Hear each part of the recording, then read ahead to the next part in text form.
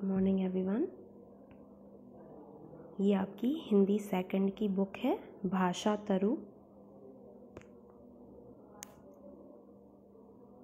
ये आपके चैप्टर्स हैं। फर्स्ट चैप्टर रेल यात्रा, सेकंड वर्णों का संसार, थर्ड चंद्रमा का नज़ारा, फोर्थ शब्द जगत, फिफ्थ फूलों की पौध, सिक्स तुम और मैं, सेवन हरा भरा राज्य, एट ईद मनाए, नाइन फलों का मेला, 10 मेरी कॉपी, 11 पीठ थपथपाना,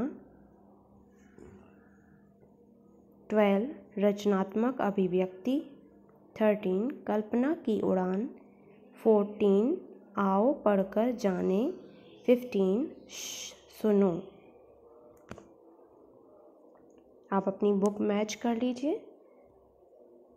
यह आपका फर्स्ट चैप्टर है रेल यात्रा। इसमें आपको भाषा, लैंग्वेज जिसे कहते हैं, उसका ज्ञान कराया जाएगा। आप सामने एक चित्र देख रहे हैं जिस पर पहले चित्र में रेल आकर खड़ी है और दूसरे चित्र में रेल जा रही है। Bela express will depart on time. Chennai से उधमपुर जाने वाली बेला एक्सप्रेस अपने निर्धारित समय से छूटेगी। आपको इस चित्र को ध्यान से देखना है और नीचे पूछे गए प्रश्नों के सही उत्तर देने हैं। जो उत्तर गलत है उस पर गलत का चिन्ह लगाना है। प्रश्न 1, रेलगाड़ी के छूटने की सूचना किस किस प्रकार दी जा रही है?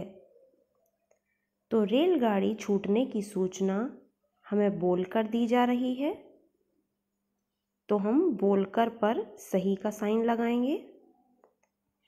प्रश्न 2, गार्ड हरी झंडी दिखाकर क्या बता रहा है? गार्ड हरी झंडी दिखाकर गाड़ी चलने का संकेत दे रहा है। प्रश्न नंबर 3, परिवार ने गाड़ी के छूटने की सूचना कैसे जानी? सुनकर। सुनकर पर सही का चिन्ह लगाएंगे। प्रश्न 4, स्टेशन का नाम कौन कौन सी भाषाओं में लिखा है? स्टेशन का नाम तमिल और हिंदी में लिखा है। आपने देखा सूचना के लिए भाषा के दोनों रूपों मौखिक और लिखित का प्रयोग हो रहा है।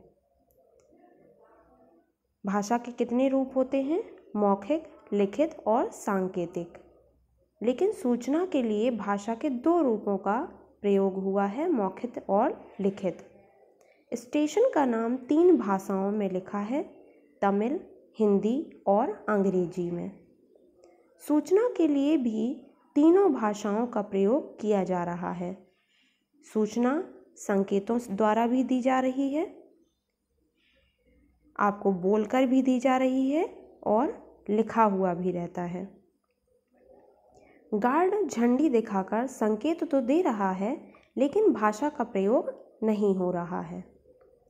यह भी जानिए, सबसे पहले बच्चा अपने घर में माता पिता और परिवार में भाषा सीखता है। सबसे पहले जब बच्चा छोटा होता है तो उसे भाषा का ज्ञान कहाँ से होता है? अपने माता पिता और अपने परिवार से। वह उसकी मातृभाषा कहलाती है। जो भाषा बच्चा अपने माता पिता और परिवार से सीखता है उसे उसकी मातृभाषा कहते हैं। बोली गई बात को सुनकर, वस्तुओं, चित्रों को देखकर समझना ही भाषा है। यदि हम किसी के द्वारा सुनकर समझ रहे हैं कोई चीज़ या चित्रों के माध्यम से समझ रहे हैं तो वो भी एक भाषा का रूप है। सुनना, बोलना भाषा का मौखिक रूप होता है और पढ़ना, लिखना भाषा का लिखित रूप होता है। मुंह से निकली प्रत्येक ध्वनि को लिखने के लिए चिन्ह बना लिए गए हैं। किसी भी भाषा के लिखने के ढंग को क्या कहते हैं? लिपि कहते हैं।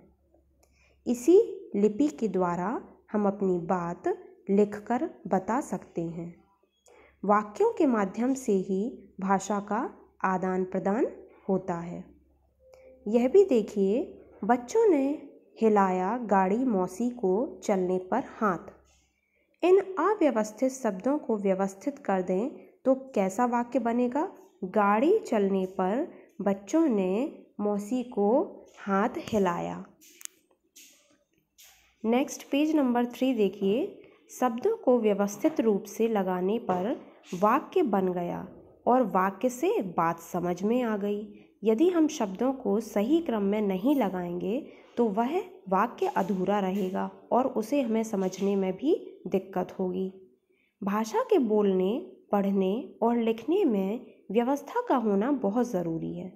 इस व्यवस्था के लिए नियम बनाना पड़ता है, जिसे हम व्याकरण कहते हैं। तो व्याकरण क्या है? व्याकरण भाषा का एक शुद्ध रूप है जो हमें शुद्ध भाषा का ज्ञान कराता है। हमारे देश भारत में बहुत सी भाषाएं बोली जाती हैं, जैसे हिंदी, अंग्रेजी, कन्नड़, गुजराती, मराठी, कश्मीरी, पंजाबी, राजस्थानी, मणिपुरी, बांग्ला आदि। कुछ भाषाओं की लिपि भी अलग अलग होती है। अपने विचारों को एक दूसरे तक पहुंचाना ही भाषा है। भाषा के 2 रूप होते हैं, मौखिक और लिखित। भाषा के लिखने का ढंग लिपि कहलाता है। व्याकरण हमें भाषा के शुद्ध रूप की जानकारी देता है।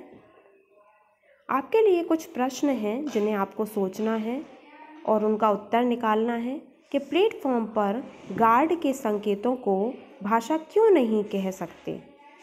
और प्रश्न दूसरा, हिंदी की लिपि कौन सी है?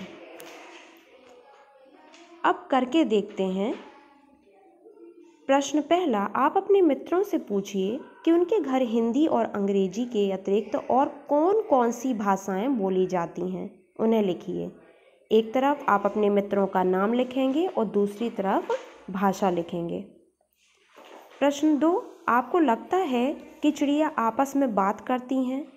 आप जो भी सोचते हैं अपनी बात 2 या 3 वाक्यों में लिखिए।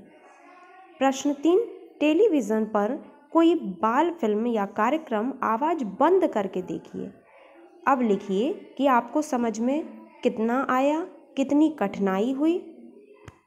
This is your homework.